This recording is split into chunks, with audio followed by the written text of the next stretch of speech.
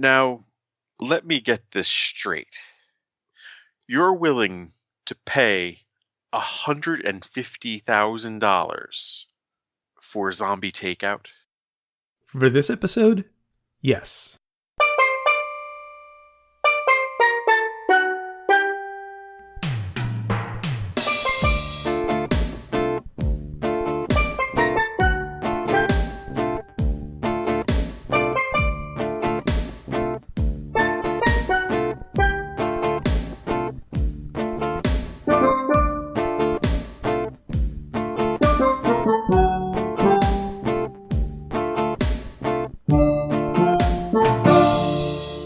What's up? Welcome to episode 332 of Zombie Takeout. Zombie takeout.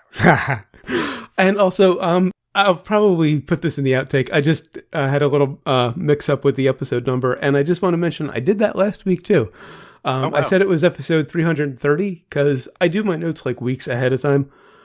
And so I had 330 because it was before we plugged in Martin for the Romero tribute. So yeah, that's why I said 330 last week, even though it was 331. I'm just amazed at like the quantity of the higher numbers that we get. Mm-hmm. Like, wow, we've really done 330 something episodes of this. I looked through the movie list sometimes and I don't remember some of them. I only know I've watched them because there's proof. Well, yeah, back when I was working on the project, Mm-hmm. I'd be like, wow, we did. I don't remember that at all. And then listen to it and like, that was a pretty fucking good episode. I need to watch that movie again. All right, so on to some listener submitted. This is from Bodo on Twitter. He said, could use as Jaws Dave Bautista, who's in Guardians right now, or Kane, who's done horror movies. Dave Bautista, I actually wouldn't want to waste him as Jaws, because I've seen the first Guardians, and he's actually kind of funny as Drax. Kane would be interesting, because I don't think he can really act. Kane's a wrestler. Yeah. He always wears a mask, big guy. Okay. I've never seen him without the mask, but then again, Jaws is supposed to be ugly. I just thought of this because I was watching it earlier. I want to say Rory McCann is his name. The Hound from Game of Thrones. Oh, wow. He'd be good as Jaws. Just thought of him. Not the Mountain. Or the Mountain. I don't really remember what he looked like. Yeah, it's been some years since we've seen his face. Yeah.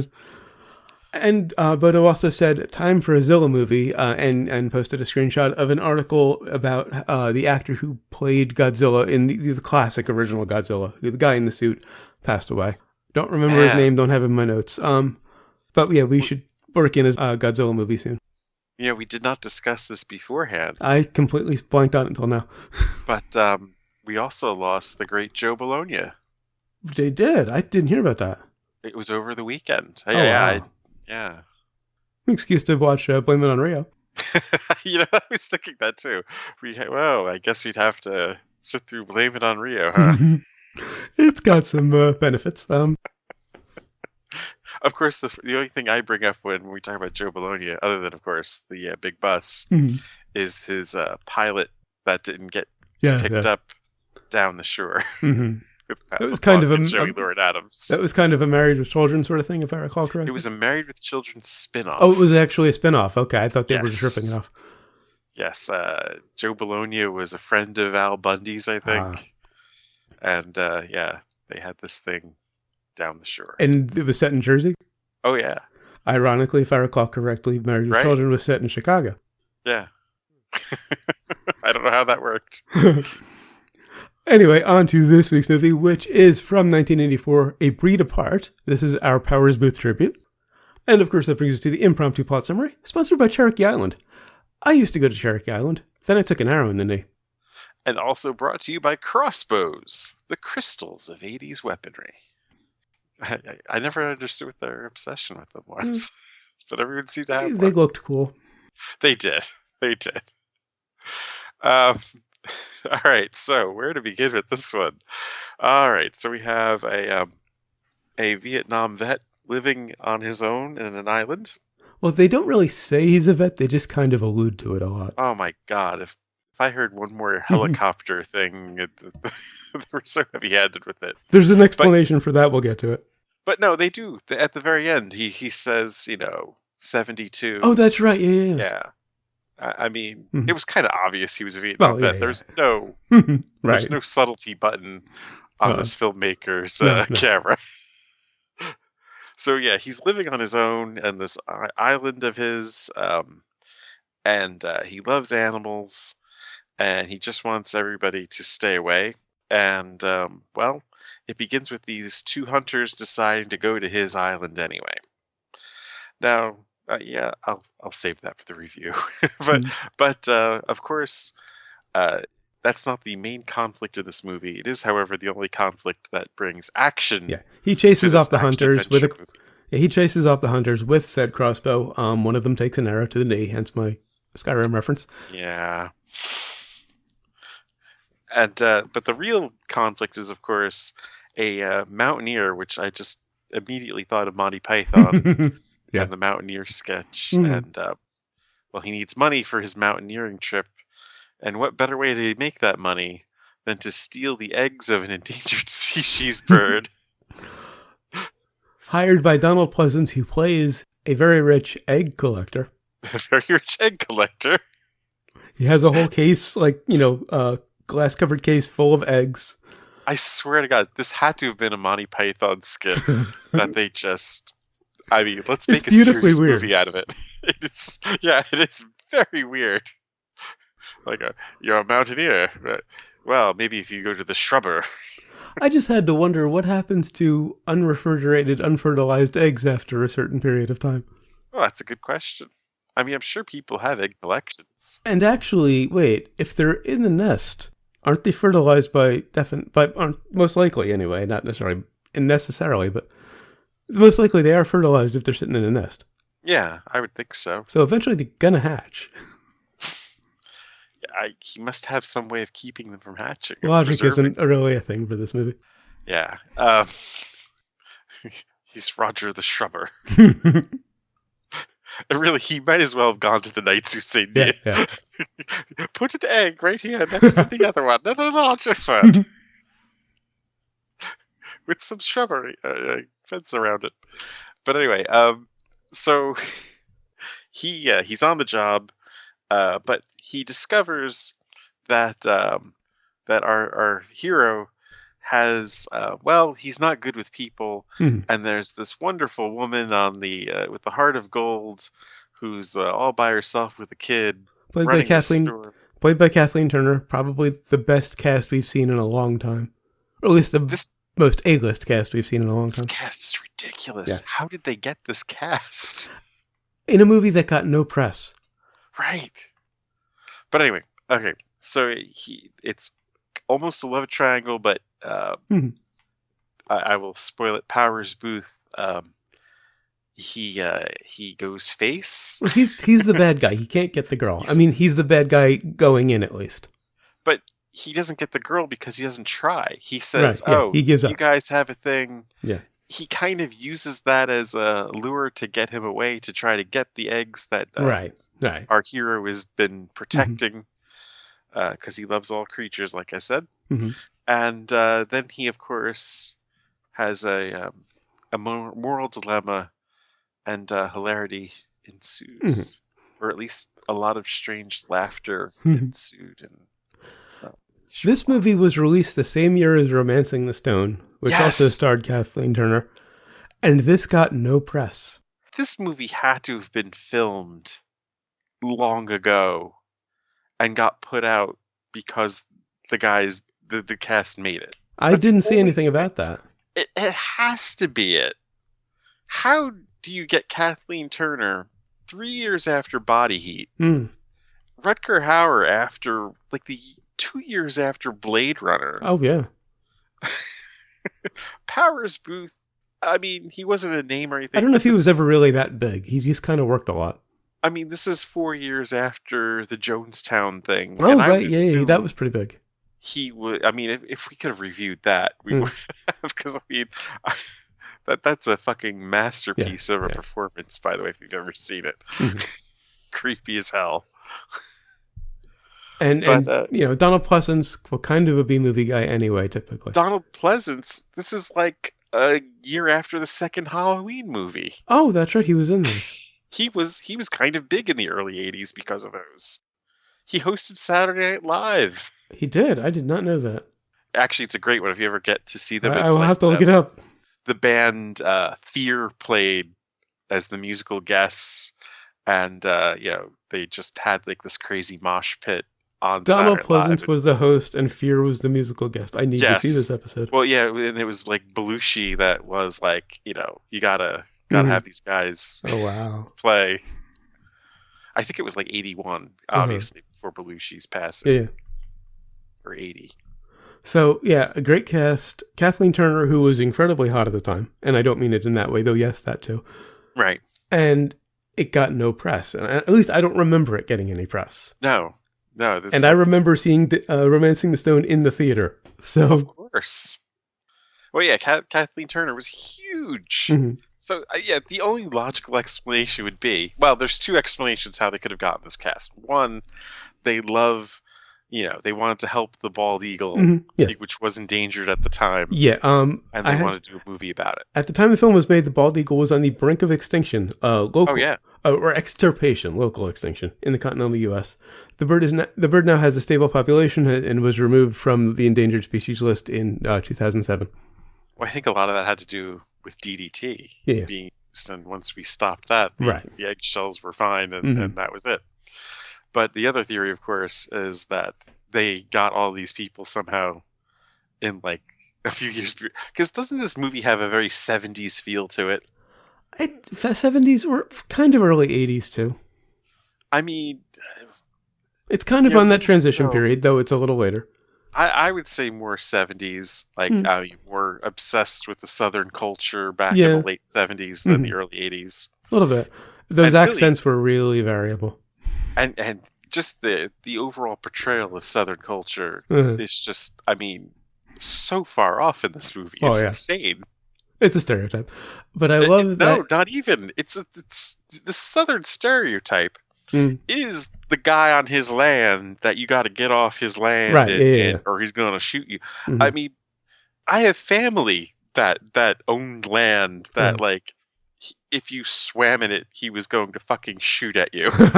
Wow. This wasn't...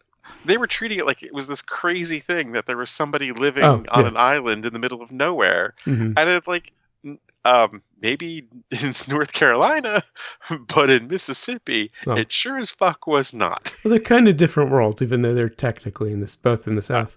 I'm thinking that it's not that different. Yeah. NorCal's a little more northern, I think. Well, yeah, but still, the whole reacting like somebody is crazy for living on land on their own in the South, anywhere, I think, at the time, was just not going to be treated the way they were treating it in this movie. The same with being a vet. Mm-hmm. I do not think they were going to treat you that way in the South. No. I could be wrong. And again, the accents, Kathleen Turner and Powers Boothe, really variable. Yes. She was better than he was. His accent disappeared like halfway through the movie. Well, yeah, I don't think Powers Boothe didn't even have to be Southern, really. He was an outsider. Right. And Rutger Hauer, of course, with his slight Dutch accent throughout the movie. Right. He was almost, the European accent instead of the Southern. Well, he's Dutch, so it basically is the generic European accent. I think that's all kind of based in Dutch. Yeah. But, I mean, less than 10 minutes in, he was already making the movie for me. There's this bit where he gets back from collecting ducks, and he's got this grease paint on, very split second. A lot of it reminded me of Split Second, because his character in that is kind of a PTSD case as well. Oh, yeah. Yeah, I guess you're right. And also, just as a quick aside, there was a shot at the beginning where you see this bald eagle's face, like an extreme close-up, not, a tighter close-up than you would normally see. It almost felt like CG. Just because I've never seen an eagle in that kind of detail before. Oh, yeah. I imagine it's tough to get them, especially back then when there were many around. Like, how did they even do that? And there were his audio hallucinations were just thoroughly weird. He was apparently a vet, and we only find this out, initially at least, because he will occasionally stare off, and you'll get this helicopter sound and this, this screaming. Right. The explanation for that, I think, after principal photography had finished, the film reels were sent back by plane to LA, one of the 4 reels never arrived. So the film was substantially reorganized around the missing scenes, which were shot out of order, in editing. This partially explains why some subplots were incomplete and why Malden, Rutger Hauer's character, never had a backstory. So I suspect at one of those audio flashbacks, they were going to go into an actual visual flashback to show that he had been in the war. I mean, how do you finish the film that way, though? Yeah, it didn't feel like it aside from those flashback scenes, because I didn't notice any subplots that weren't finished up. Well, there was the whole weirdness with the other hunter. I guess that was charged. Yeah, that was completed. I mean, it did escalate pretty quickly. It kind of did feel like there should have been some other scenes before the fight in the store, but certainly before the assault, which was unexpectedly epic. The assault on Cherokee Island. Yeah, well, they wanted this whole Apocalypse Now Rambo thing which was pretty fresh at the time, and particularly the scene when he's got the snake. And honestly, if it wasn't for the thing with the hunters, there'd be zero action in this movie. Yeah. There'd be like the one scene where at the end where he's shooting at him while he's on the mountain. But other than that, nothing would happen other than them playing chess. And there was these shots of dead birds that were really intense too. Oh yeah, the scene where those guys must have been like the greatest shots ever to have just poached that many in that amount of time. Come on, guys. At a waterfall. But then, they go into these close-up shots of the dead birds when, Jim Malden, Rutger Hauer's character, is looking at them. And then the sound, then the war sounds. It was, like I said, delightfully weird. Right. The soundtrack for this movie is the other thing. The score just did not belong whatsoever. Like, when it started, you thought maybe you were going to watch a sci-fi movie, maybe? Yeah. Like, these are just dudes on a mountain, right? I did get the right movie, didn't I? There are no aliens involved here. Rutger Hauer isn't the fucking, Blade Runner. And I loved his eyeglasses eye patch he had going for a while. Yeah. I wish that would have lasted, because it was just, thoroughly left field, and it was just a nice touch for him as a character. And the tuba. For some random reason, he was learning to play the tuba. That's right. I forgot about the tuba scene. But yeah, I mean, I didn't get the eye patch. That's obviously a reference. Maybe it was explained in a scene that was cut. Yeah. Well, there was something that he had he thought he had a splinter in his eye or something like that. I'm guessing something happened in one of the scenes, not the cut scenes, but the scenes that were missing. That explained that. I just liked it because it was weird. But he's not very much of a survivalist if he's gonna fucking kick a splinter at him. And it was nice seeing, a romantic subplot involving the villain, because I knew it wasn't going to work. Powers Boothe and Kathleen Turner's characters get together early on. I knew they weren't going to end up together because he's the bad guy. So that was nice. It was made it kind of interesting. And I hated him from almost his first appearance in the movie when he says, "I want to plant the American flag on the highest peak in China." Of course, I'm sitting here thinking, why would China let you do this? Yeah. No matter how much money you have, they're going to say, go fuck yourself.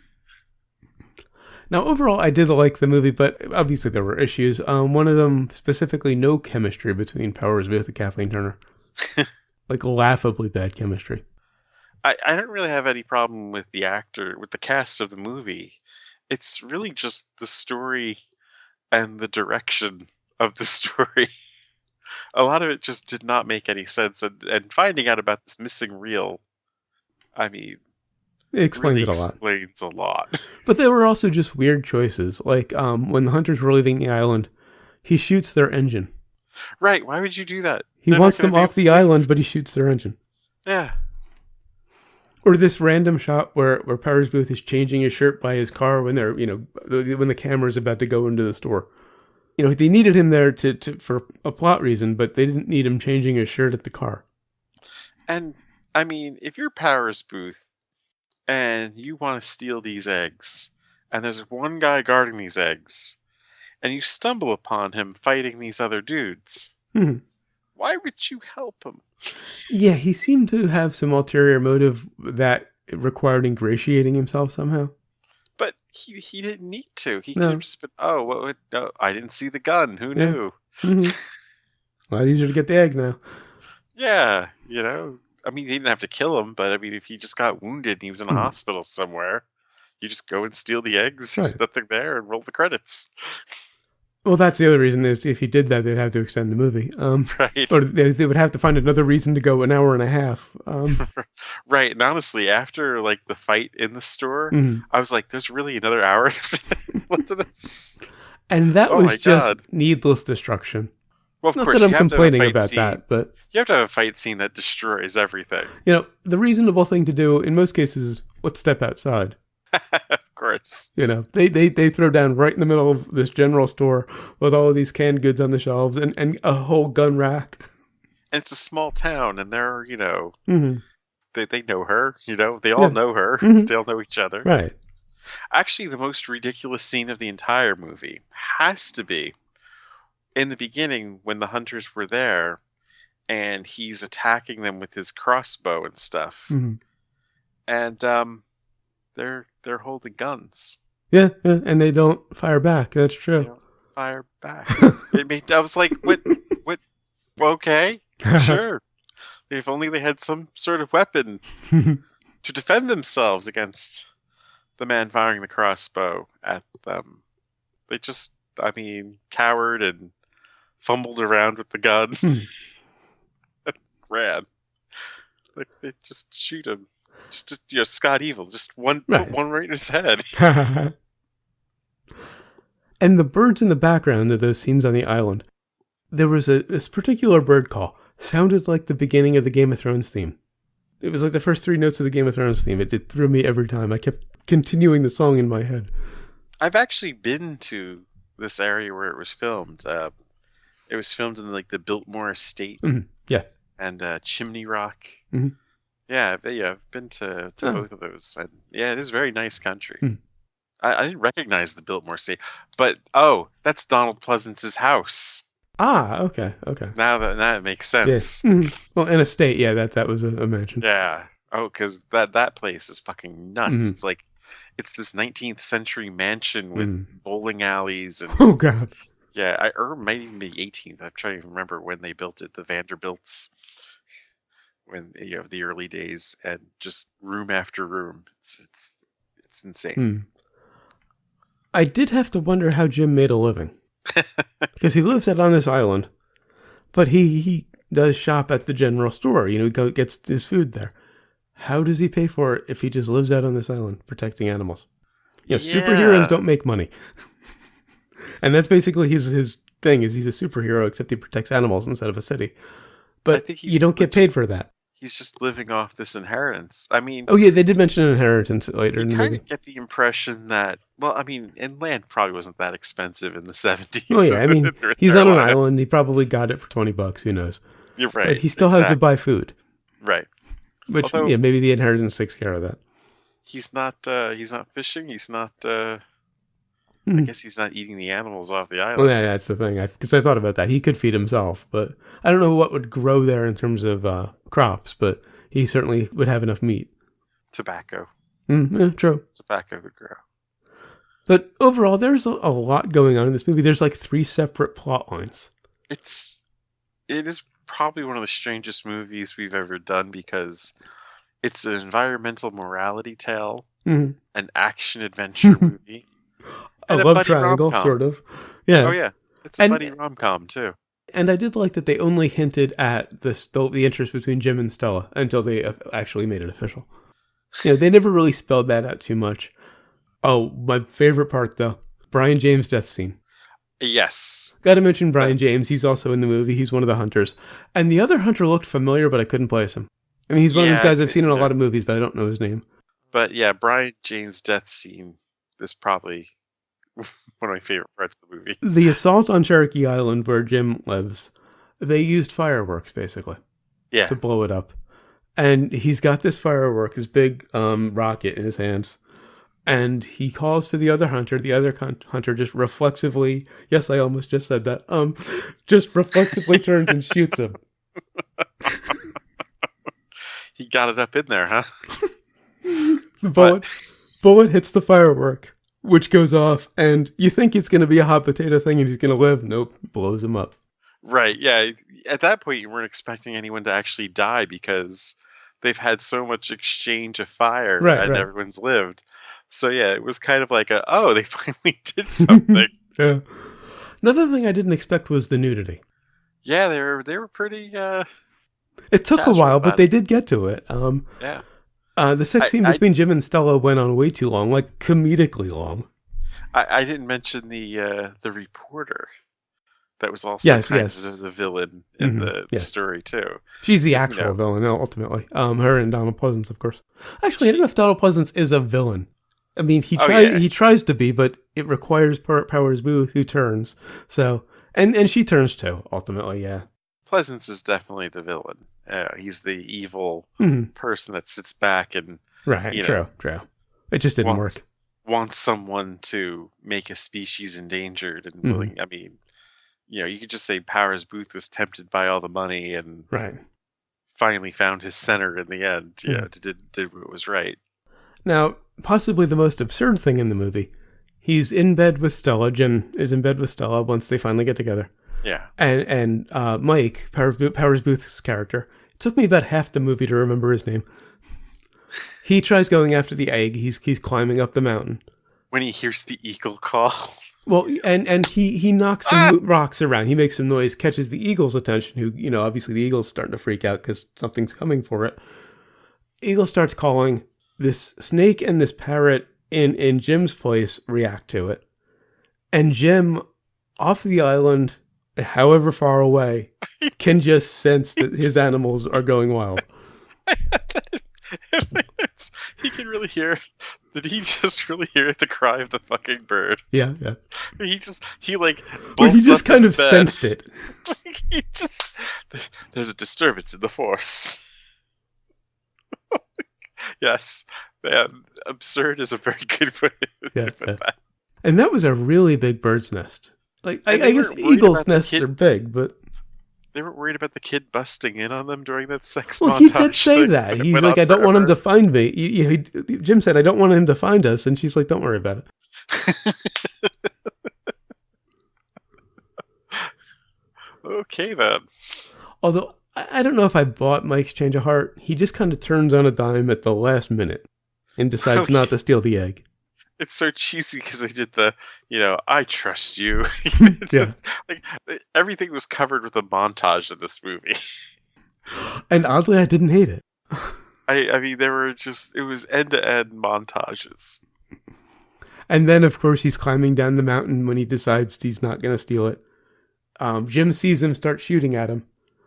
Shoots He him was down. such a good mountaineer when he was No, getting coming shot. down, no. Jim shoots him down. He shoots the rope. And at that height, you'd think the water would break something other than his fall. I mean, it's a movie trope. Yeah, the water breaks his fall, he's fine, but water kind of becomes a solid at a certain velocity. You could just see Rutger Hauer thinking there, oh yeah, he'll just fall in the water And, down a mountain. Yeah. Like a couple of 100 feet. He would have broken Yeah. something. Sure. And then, speaking of jumping in water, the movie basically ends with Jim, Stella, and the kid jumping in the water randomly. Right. I had no idea why that would be the ending scene. Oh, and then they go to Donald Pleasant's character, and he finds out what happened, and he's got that evil moment where he just, looks angry. And they show the empty spot in his collection. Right. Sequels and remakes? Sequels and remakes. No sequel, obviously. Doesn't really leave room for one, though I thought they were going for one when they go to Donald Pleasant's at the end. That looked like a nice small sequel. Until they show what happened. I don't know if I'd want to see a remake. It'd be interesting to see if they, do it without the Rambo and Apocalypse Now tropes. Well, but, I mean, what is it then? Well, I mean, they seemed very ham-fisted in there. Mhm. I mean, if you really want to do this, you'd have to change the story where they actually are up against each other, the two of them. Right. Yeah, they Rather didn't than just, hey, bosom buddies. Right. Yeah, he didn't actually go for the egg until like 20 minutes until the end of the movie. Right. Like, oh, this thing's about wrapping up. I better go for the eggs now. Yeah. But it's so of its time and so just weird as it is. I kind of would like to see it left as is and not really remade. I don't even think it's of its time. Like I said, Or maybe this of had the time a little earlier, yeah. such a 70s feel, like Mhm. it's a store in Dixie. They got the Confederate flags and everything. Yeah. Underbrains. On the brains. I really liked it for the weirdness. It didn't make sense. There were a lot of inconsistencies, but I just had fun with just a thoroughly weird movie. I'm going 4.5. I really loved the cast of this. I mean, I loved Powers Booth, what he did with what he had. Mm-hmm. It's unfortunate, though, that nothing that his character does makes any No. sense. That's like, part of the beauty to me. I'm here to make all this money? No, I'm not here to make this money. Yeah. I'm going to go through with this? No, I'm not going to go through with this. And of course, Howard's always of course. enjoyable to watch. In Pleasance, too. Mm. But good God, this movie needed a script or a reshoot or something. I'm going 2 brains. All right, and what have we learned? We learned if you lose a quarter of your movie, you should fucking reshoot it. And I learned that Rutger Hauer would be a great Kurtz in an Apocalypse Now remake. He's a bit old. He's in his 70s now, but I think he could still pull it off. That's pretty much what he was in this. He was Kurtz. Kurtz. He was Kurtz, yeah. And Booth was Willard. I mean, yeah. There's no doubt that's what they were going for. And of course, Booth winds up joining him in the end, which is how they wanted to end the original Apocalypse Now anyway. So I don't know where they got that from or why, but I guess it was just to protect the eagle. All right, so until next time, when we'll be reviewing Surf Nazis Must Die, for obvious reasons, go to zombietakeout.com, check out the album art, the episode description, of course, the episode itself, which you're already listening to. If zombietakeout.com doesn't work, because there seems to be a little glitch right now, and you want to actually go to the website, though nobody does, try zombietakeout.squarespace.com. That should work. Our domain host is having some issues. Wow, we're just... It might just be a brief glitch. I don't know. You'll also find the movie list, every movie we've reviewed so far, and every movie we're going to review, up through the science fiction double feature. Day the Earth Stood Still and Forbidden Planet. I have to think of the song to get them in order. And of course, the recommendations list. This was borderline. Well, I knew, not borderline for me, but I knew this was going to be a maybe, maybe not. I wasn't sure how you were going to feel about it. I just loved the weirdness. Yeah, I can't disagree with anything you said, but it was just so delightfully weird. It was kind of a patchwork of all these different things just thrown together. Of course, you can email us, zombietakeout@gmail.com, or leave us a voicemail at 414-368-ZTO1, or for the alphanumerical challenge. You can shoot yourself in the leg. 414-368-9861. Of course, always remember that you'll always be calling from the middle of Milwaukee, and until next time, always remember, never forget, wherever you go in life, there you are. Rest in peace, Mr. Booth. Yes. Come on, Charlie. Get the hell out of here.